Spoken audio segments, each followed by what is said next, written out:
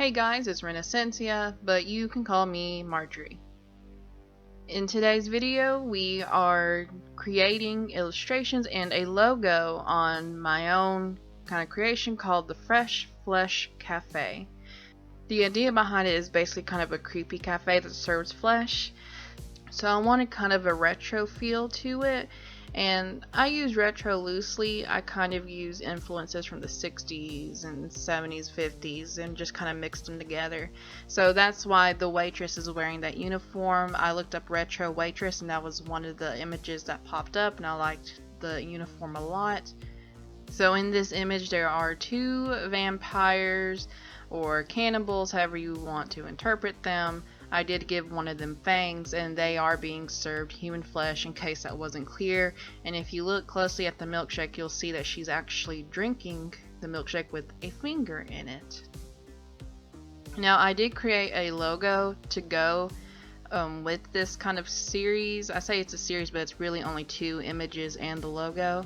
I ended up not using the logo in this image because I didn't have it ready and I didn't see a need to put it in. I didn't see any good place to put it in compositionally. So I just kind of left it as it is with just the waitress and the two girls. At the end, just because of the way it's sped up, it kind of seems like I had an idea of what to do with the background, but really I didn't. It actually took me a long time to figure out what I wanted to do with the background.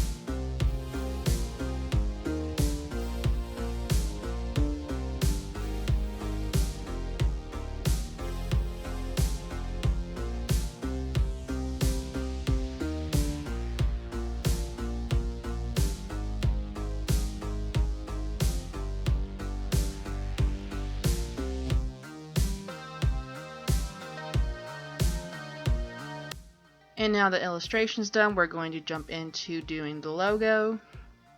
The font I ended up deciding on was Back to Black Demo.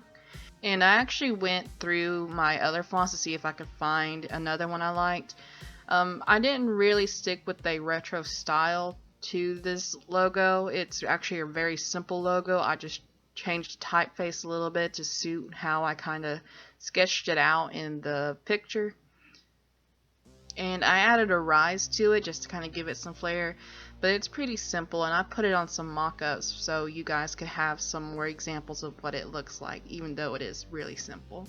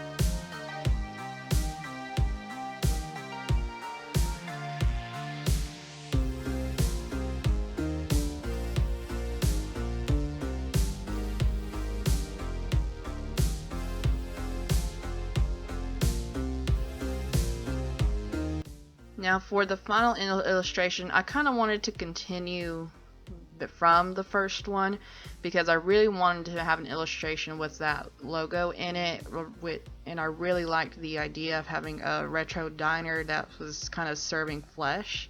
So I did make this last waitress kind of poster, and she is serving a head, as you'll see. I do all of these in ArtStudio Pro on my iPad